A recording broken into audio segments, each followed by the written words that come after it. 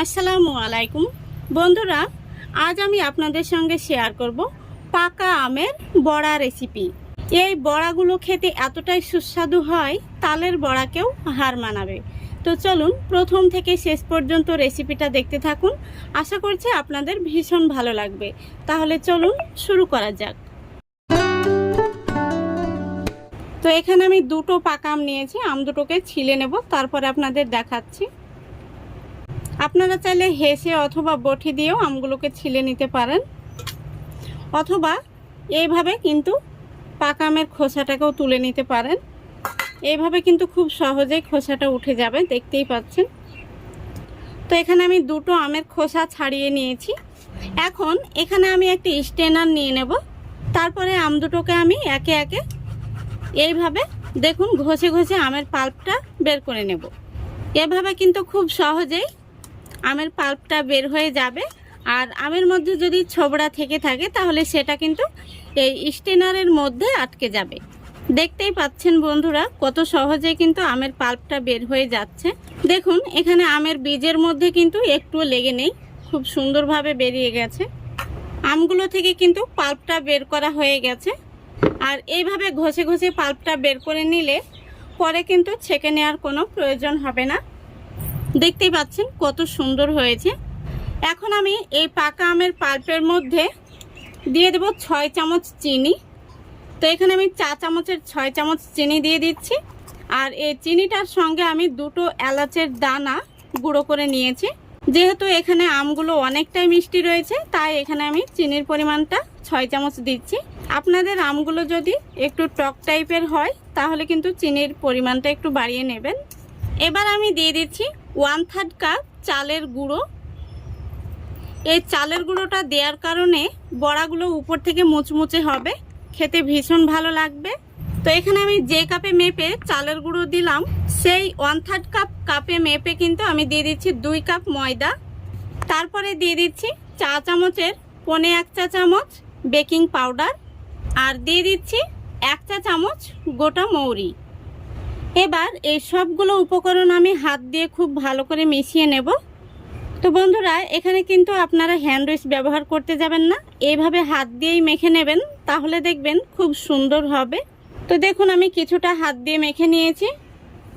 এবার আমি এখানে তরল দুধ নিয়েছি, আর দুধটা আগে থেকে জাল করে ঠান্ডা করে নিয়েছি। এখন আমি অল্প অল্প দুধ দিয়ে খুব সুন্দর করে একটি ব্যাটার তৈরি করে নেব। ব্যাটারটা কিন্তু খুব নরম হবে না, আমরা বড়া তৈরির জন্য যেমনটা প্রয়োজন তেমনটা তৈরি করে নেব। তো বন্ধুরা, এর মধ্যে কিন্তু আর দুধের কোনো রকম প্রয়োজন পড়বে না। এবার আমি এইভাবে 5 মিনিট মেখে নেব। দেখুন বন্ধুরা, এইভাবে আমি 5 মিনিট মেখে নিয়েছি। আর এই ব্যাটারটা কিন্তু এইরকম আঠালো হবে, তবে বড়াগুলো খুব সুন্দর হবে।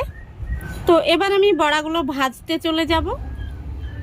তো বন্ধুরা, বড়াগুলো ভাজার জন্য এখানে আমি আগে থেকে তেলটা গরম হতে বসিয়ে দিয়েছি, আর তেলটা খুব ভালো করে গরম করে নিয়েছি। এখন গ্যাসের ফ্লেমটা একদম মিডিয়ামে রেখেছি, আর মিডিয়ামে রেখে আমি বড়াগুলো দিয়ে দিচ্ছি। গ্যাসের ফ্লেমটা কিন্তু বাড়িয়ে দেওয়া যাবে না, নইলে বড়াগুলো দেওয়ার সঙ্গে সঙ্গে কালার চলে আসবে, কিন্তু ভেতর থেকে ভাজা হবে না, কাঁচা থেকে যাবে। বন্ধুরা, এই বড়াগুলো উপর থেকে মুচমুচে হবে আর ভেতরটা হবে নরম তুলতুলে। তালের বড়াকেও হার মানাবে, এতটাই সুস্বাদু হয়। আপনারা বাড়িতে একবার হলেও এই পাকা আমের সিজনে বানিয়ে দেখবেন, ভীষণ ভালো লাগবে। আর বাড়িতে বানালে কমেন্ট করতে ভুলবেন না খেয়ে আপনাদের কেমন লাগলো। তো দেখুন বন্ধুরা, যতটা পরিমাণে ধরবে আমি ততটা পরিমাণে দিয়ে দিয়েছি। বাকি ব্যাটারটা আমি দ্বিতীয় ব্যাচে ভেজে নেব। তো গ্যাসের ফ্লেমটা লো আর মিডিয়ামের মাঝামাঝিতে রেখে বড়াগুলোকে উল্টে পাল্টে ভেজে নিতে হবে, তাহলে দেখবেন বড়াগুলো খুব সুন্দরভাবে ফুলে উঠবে আর ভেতর থেকে ভাজা হবে। দেখুন বড়াগুলো তেলের মধ্যে ভেসে উঠেছে। তো আমি একটি চামচ দিয়ে উল্টে দিচ্ছি বড়াগুলোকে।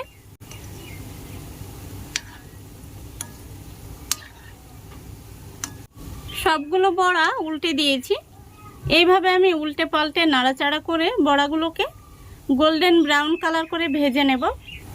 দেখুন বন্ধুরা, কিছুক্ষণ পর আমি বড়াগুলোকে এইভাবে নাড়াচাড়া করে দিচ্ছি। আর এইভাবে নাড়াচাড়া করলে বড়াগুলোর মধ্যে সমানভাবে কালার আসবে। তো বড়াগুলো কিন্তু ভাজা হয়ে গেছে। এখন আমি তেল থেকে তুলে নেব।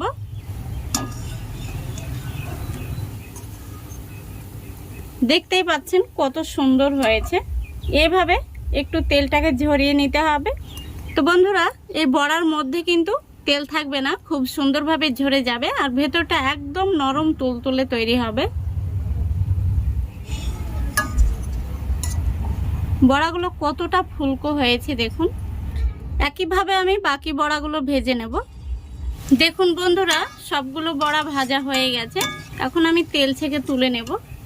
বড়াগুলো দেখতে কত সুন্দর হয়েছে দেখুন, উপর থেকে ক্রিস্পি আর ভেতর থেকে নরম তুলতুলে।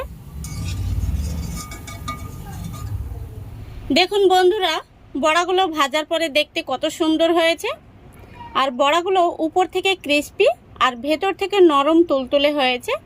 খেতে ভীষণ ভালো হয়। আমি বড়াটা ভেঙে আপনাদের দেখিয়ে দিচ্ছি। দেখুন ভেতরটা কত সুন্দর হয়েছে। এই দেখুন,